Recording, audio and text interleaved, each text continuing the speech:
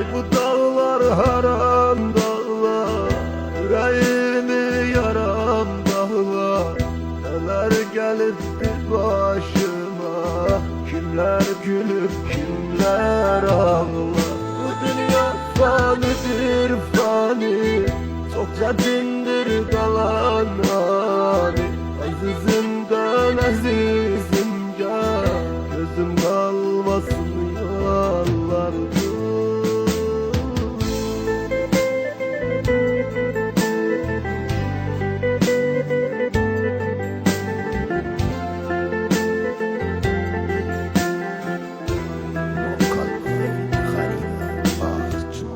Azizim doymadım sana, ötezmandan doyup gitti.